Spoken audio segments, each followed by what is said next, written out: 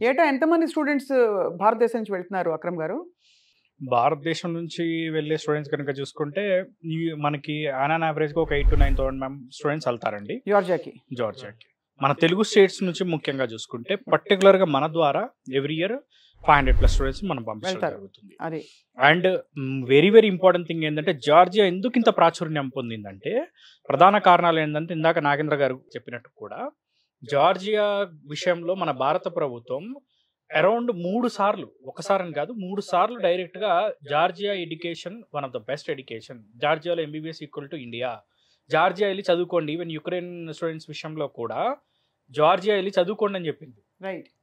And అదే విధంగా Indian embassy advisory ఇచ్చింది.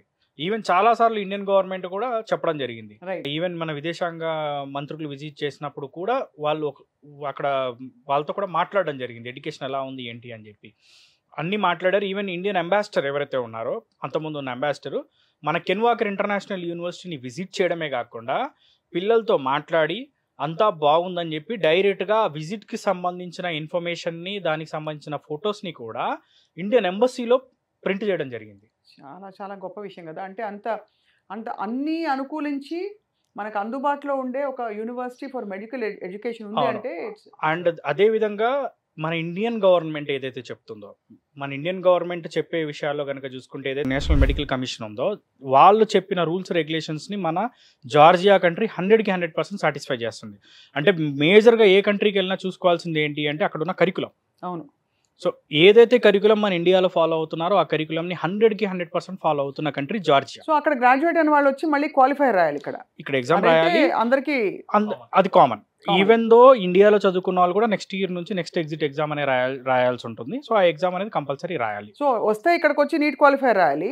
లేదంటే యూఎస్ఎంఎల్ఈకి ప్రిపేర్ అయిపోయి మీరు చెప్పినట్టు ఆ పెద్ద యూనివర్సిటీలో అటు వెళ్ళిపోవాలి. అటు వెళ్ళిపోవచ్చు. లేదంటే ఇదే మెడికల్ డిగ్రీతో అక్కడ ప్రాక్టీస్ చేసుకోవచ్చు. అక్కడ ప్రాక్టీస్ చేసుకోవడానికి కూడా ఉంది. అది అవకాశం. ఈవెన్ జార్జియాలో ప్రాక్టీస్ చేసుకోవచ్చు.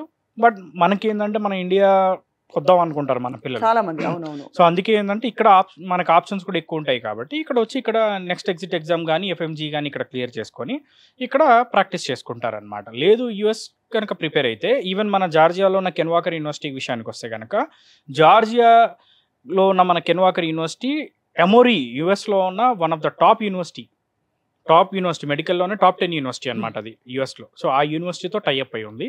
సో ఆ యూనివర్సిటీలో టైఅప్ అవడంతో అక్కడున్న కరికులంని వీళ్ళు తీసుకొని ఇంటిగ్రేట్ చేయడం జరిగింది. ఈవెన్ ఇండియన్ సిలబస్ని కవర్ చేస్తున్నారు. ఈవెన్ యూఎస్ యొక్క సిలబస్ని కవర్ చేస్తున్నారు. ఈవెన్ మన కెన్ వాకర్ ఇంటర్నేషనల్ యూనివర్సిటీ కనుక చూసుకుంటే దాని చైర్మన్ ఎవరైతే ఉన్నారో ఆయన యూఎస్ సిటిజన్. యూఎస్లో ఆల్మోస్ట్ 25 ఇయర్స్ ఉన్నారు. ఈవెన్ ఎమోరీ యూనివర్సిటీలో ప్రోగ్రామ్ డైరెక్టర్గా కూడా వర్క్ చేశారు. ఈవెన్ కెన్ వాకర్లో చదువుకున్న స్టూడెంట్స్కి ఉండే అడ్వాంటేజ్ ఏంటంటే ఏదైతే సెమిస్టర్ అయిపోయిన తర్వాత హాలిడేస్ ఉంటాయో, ఇప్పుడు ఎంబీబీఎస్లో మనకి ఎలా ఉంటుందంటే బేసికల్లీ మనకి వింటర్ హాలిడేస్ కానీ సమ్మర్ హాలిడేస్ కానీ ఉంటాయి. సో ఆ బ్రేక్లో డైరెక్ట్గా యూఎస్ వెళ్ళి క్లినికల్ అబ్జర్వేషన్షిప్ అనేది చేయొచ్చు. వావ్!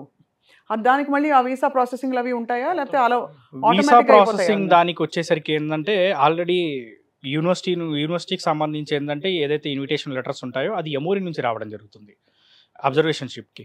సో మిగతా ప్రాసెస్ వచ్చేసరికి కావాలనుకుంటే జార్జియాలో యూనివర్సిటీ హెల్ప్తో అయినా చేసుకోవచ్చు. లేకపోతే యాజ్ ఎ వీసోస్గా మనం ఆల్రెడీ మాస్టర్స్ దాంట్లో కూడా ఉన్నాం కాబట్టి మనం ఎంతోమంది పిల్లల్ని పంపించాం కాబట్టి సో ఆ అనుభవం ఉంది కాబట్టి మనం యూఎస్ వీసా కూడా చేయడంలో ఎలాంటి ఇబ్బంది లేదు.